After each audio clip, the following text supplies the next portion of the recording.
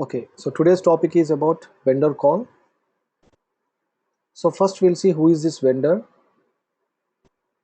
and what exactly this vendor call is and how to answer this vendor call. Okay, let's come up with a small example here. You know Bank of America, right? Bank of America is in need of 10 business analysts. Okay, so Bank of America IT company, they want 10 business analysts for their 10 different projects, for their internal projects. 10 different projects like online banking or accounts portal or some other portal. Okay, so if Bank of America post their job requirement in any job site like Cybermedia, Dice or Monster or any other job sites, so how many resumes they will receive? Just for an idea, how many resumes they will receive? There are 10 openings. Okay, for 10 positions they will receive minimum 1000 resumes, because this Bank of America, they posted the job requirement on job site. So many people will look into that, and many people, some hundreds of people will send their profiles. Now the challenging part here is, so among these 1000 people, among these 1000 profiles, how this Bank of America will select 10 profiles, because they want only 10 people, right? They don't want 1000 people. So it is very difficult for Bank of America team to hire 10 people among this 1000. So let's say here, when you look into Bank of America recruiting team, let's say there will be 5 or 6 people, okay, or 4 or 5 people. Got it?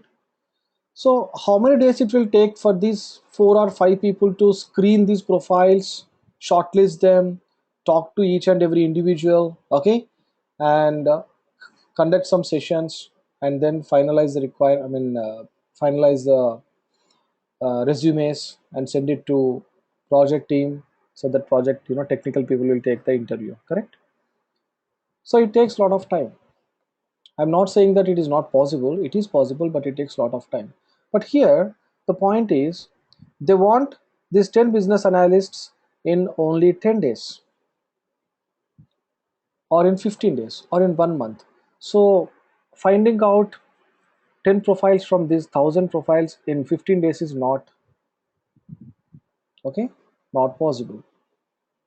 Then what is the other way to find right people? Means, so every organization, every client or every IT company, every organization, they will be having preferred vendors. Okay, so who are these preferred vendors? Vendors are none other than consultancy people. So if you take an example of this Bank of America, they will be having around 10 preferred vendors. Okay, like if you take an example of Wells Fargo, they will be having 10 preferred vendors. If you take an example of IBM, they will be having 10 preferred vendors. So just I'm giving an example. There can be 5, 10, 20, many vendors. Okay, so who are these vendors? Means consultancy people. What are their jobs? What exactly these consultancy people do means, they will be handling, okay, each consultancy handle many recruiters. Okay, like if you take an example of XYZ consultancy, in that you will find around 2 to 300 of recruiters. So these people are divided according to the according to the technologies. Like some people for business analyst position, some people for SAP, some people for Java, some people for project managers. Like this, teams are divided, and because this vendor is, this vendor will have many preferred clients, right? One consultancy will be having contacting many clients. So many clients will be communicating with these vendors and giving these requirements, correct? Now these people, we call them as vendors. Okay, so what these vendors will do means, these consultancy people, what they do is, they post the job site on they post the job requirement on different job sites, and they will screen the profiles. Once they receive 1000 profiles, they will screen the profiles, and they will shortlist the profiles, they will talk to the candidates.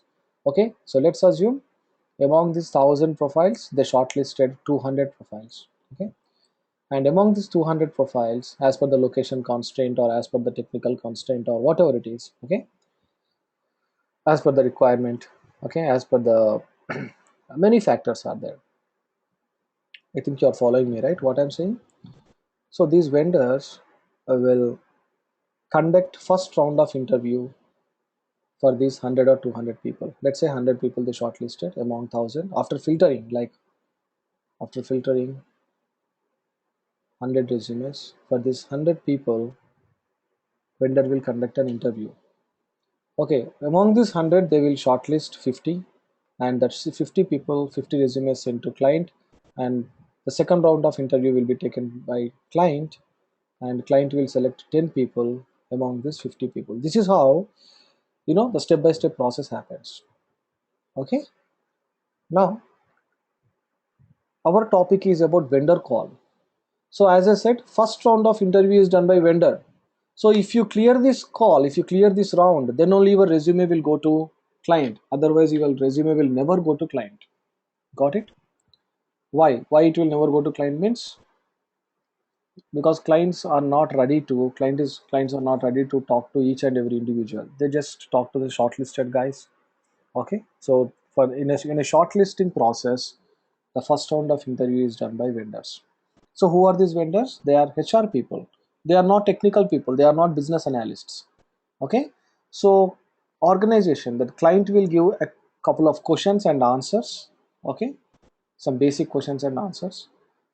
So those questions and answers only these people, those questions only these vendors will ask you, and they will check with the answers what they have, and I mean what you are saying.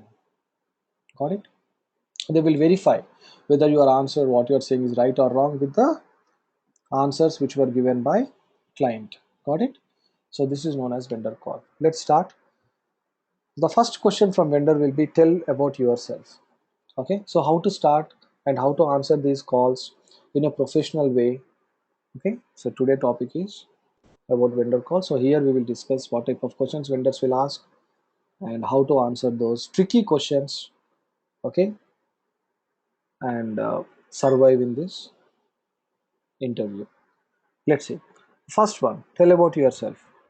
Point to point, very clearly they mentioned. Okay, I have been business analyst for so and so years. I have been involved in working with business users and understanding business needs and business objectives. Yes. If someone asks you what exactly, as a business analyst, what you do, means don't simply say that as a BA I gather requirements, as a BA I communicate with client. You should not say all these things. The first point is, I communicate with client, I communicate with end users or SMEs and understand, okay, their needs, understand the objective of the project, understand the needs of the, okay, that is what the first point. Second point is, once you understand the project, then I put together high-level documentation geared towards the business, including vision document, scope document, and feasibility document. What are these? Objective, scope, vision. I mean, high level. As I told you, right? Business requirement document is divided into two parts. One is high level and one is detail level. Correct? High level means the table of contents, objectives, index part. Okay, in scope, out of scope. This all comes under high level. And detail level means the next one. I have authored the business requirement document and helped transition the requirements into detailed design-oriented functional and technical specification. Worked extensively with use cases and some diagrams, wireframes, prototypes, correct? So this comes under detailed description. The second part of BRD, this is known as detail level. High level and detail level. BRD is divided into two parts.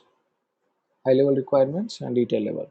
So high level means objective and all this scope comes under high level.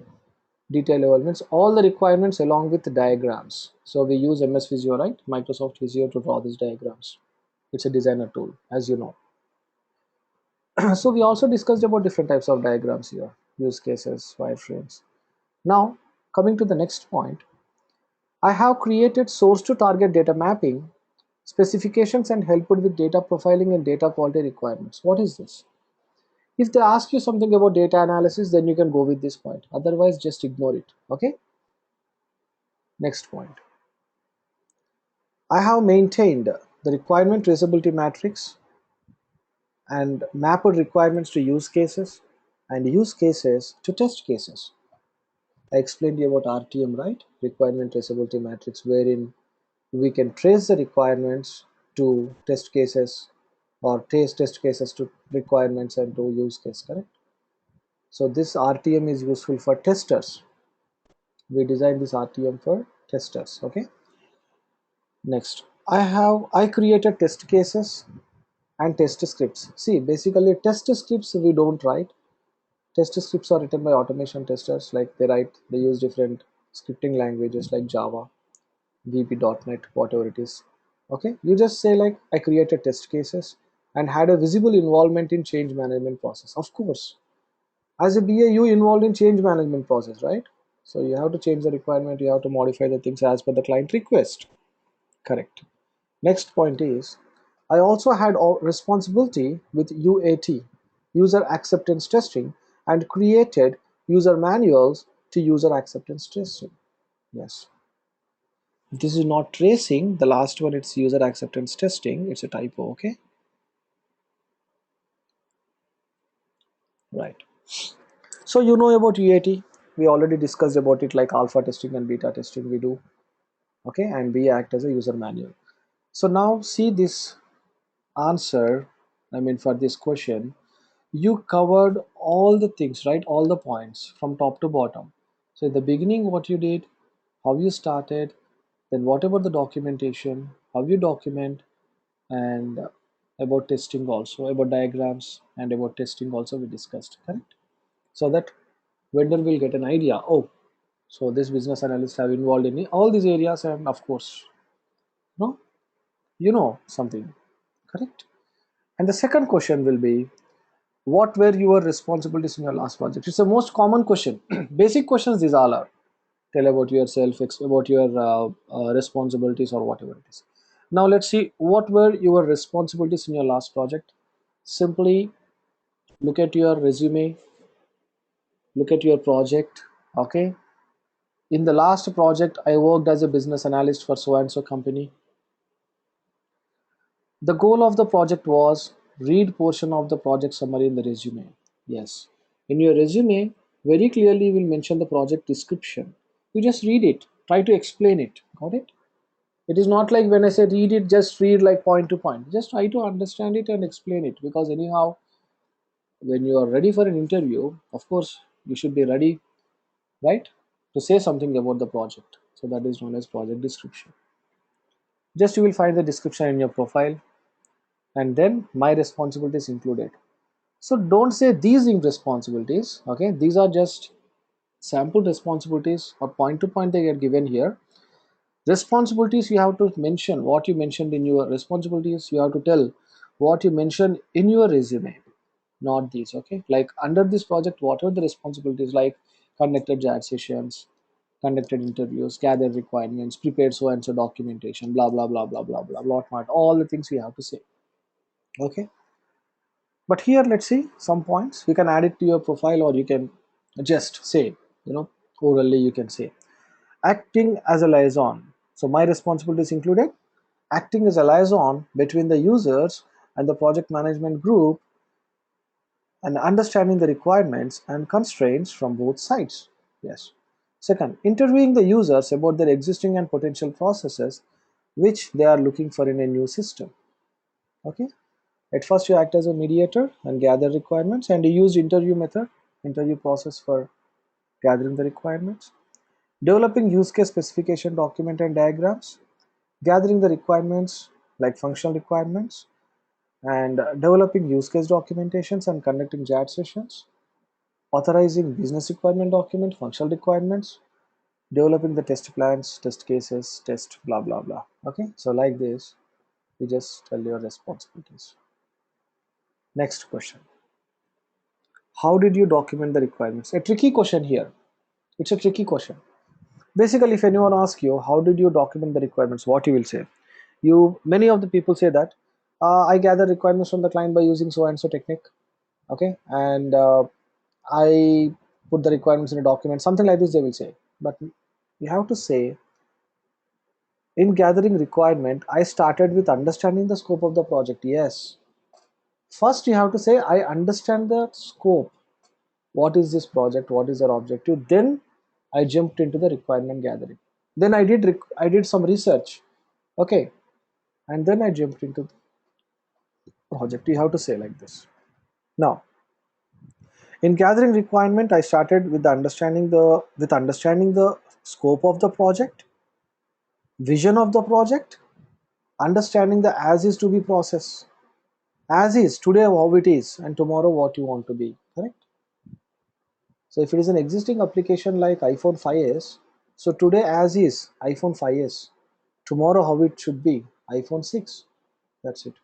Whatever it is, it's a new one or an existing one, you can just think about it, what exactly people are looking for. Okay. Now, using these methods, I gain the preliminary understanding of the problem area and work with project management to develop a strategy to elicit requirements. Yes. After this, okay, then you interacted with the people and you gathered requirements. I understand who are the key SMEs and stakeholders, of course. I used several different methods to collect requirements. Yes, right? It depends on the SDLC, it depends on the time, it depends on the cost, as you know. Depends on the situation. We use different SDLCs and different requirement gathering techniques. JAD session we use it for RAD model. Okay, interview process we use it for the normal process like waterfall model. Okay, like this. I used several different methods to collect requirements based on the kind of user I am dealing with and their availability. Correct. Next, basically, if there are several different users of the same designation and performing same jobs, I prefer to conduct certain group sessions. Yes. Suppose you want to interact with a couple of people who have same responsibilities, we conducted group sessions. Group interviews and focus interviews are nothing but chat sessions, workshops. Okay. In case if I have to interview a manager or a vice president, I would take a one-on-one interview, or if he is unavailable, I would send him a questionnaire, him or her a questionnaire. As I told you earlier, right? If a person is available live, then do interview. Go with interview process. Otherwise, send a questionnaire. Then these people will look into the questionnaire and they will answer it later. Okay, so send him a questionnaire online or shall do a telephonic interview. At certain points of the project, I also facilitated chat sessions between the technical and business users. Of course, in certain extreme cases, I have also been a part of RDTs. That means rapid development teams or rapid application development, like agile models. We can say quick process, quick SDLC models. Okay, that's it. You can see which are a kind of chat sessions, but on extremely fast schedule. You know all these things, right? Now, next question is what is JAD session? These are the common questions. You can say, I don't want to repeat it again and again. JAD session, who do you invite in JAD session? Okay, uh, like there are some basic questions. What is meant by gap analysis? Like this, the last couple of questions. Those are common. And next tricky question is, have you ever worked with the management? Again, a big question mark on your face. Now, what you have to answer here?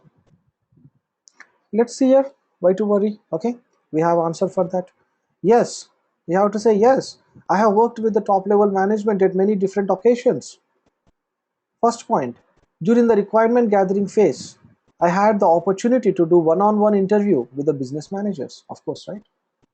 Requirement gathering only you will interact with different managers. Like you will interact with the vice president or a general manager or SME or some managerial persons who are responsible for their projects. Okay, and at the same time you communicate with your project manager also. Next, kept good communication with the management during the project phases. Correct. Whenever there was any issues, I worked with project manager to resolve the issues. Yes, you have to say that. I also involved in project management work. I mean, not exactly the complete life cycle of a project manager, but in some areas I was involved to help project manager. So that makes some sense, like, hey, so you also interact with your manager very closely, you also move with your manager very closely. Okay, so in absence of your manager, you can handle that team, correct? In absence of your manager, you can handle the project manager responsibilities. That is what they want to know here. Okay, that is the reason they are asking, like, have you worked within management? Now, next point. Oh, I also had a chance to interact with the managers during the requirement and project review meetings. Okay, then I made project presentations to senior management during project review meetings, of course. Next, use case specification document. Okay, so use case document already we discussed, no need to discuss it again.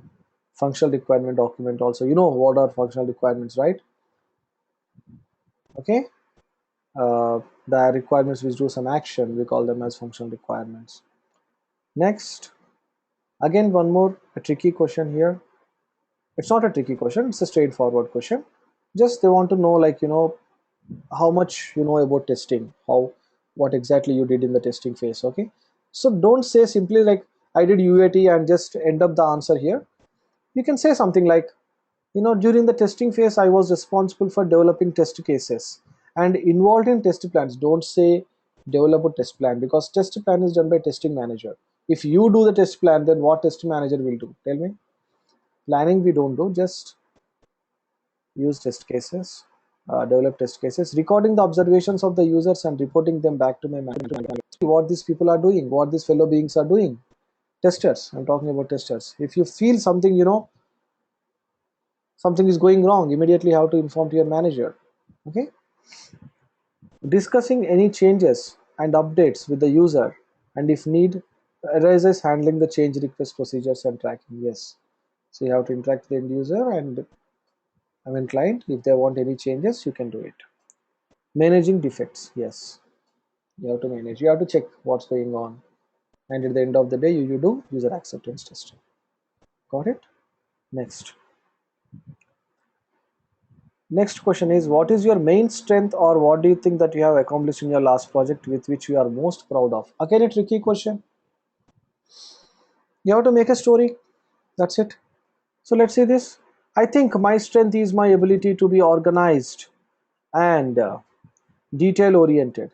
There are always times which there are disconnects or constant changes in the project, of course, right? So basically when you say project, there will be a lot of changes, ups and downs in the project, like requirement changing, whatever it is. So those changes, what you're saying is, and in case if you are not organizing your information and documents properly, it might lead to disaster and failure, of course, right? If any changes occurs as a BA, if you don't do any changes, if you don't change the requirements, then what happens? Basically the project will fail at the end of the day, because you didn't change the requirements, you didn't updated the requirements. Correct.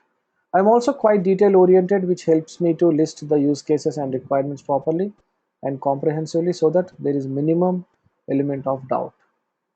Okay, next, the last one is a vendor voicemail or vendor call. So when you're talking to a vendor, okay, or when you're going to leave a voice message to vendor, okay, so in what way, what is the formal procedure? Let's see.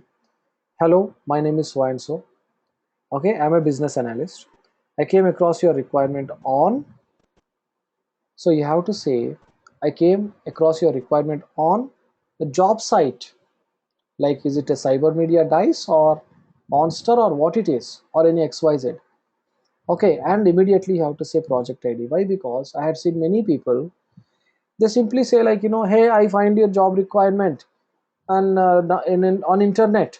Okay, people say like this, hey, I find a job requirement on internet, and I'm forwarding my profile to you. Okay, whenever you get a chance, please call me, this is my number. People say like this.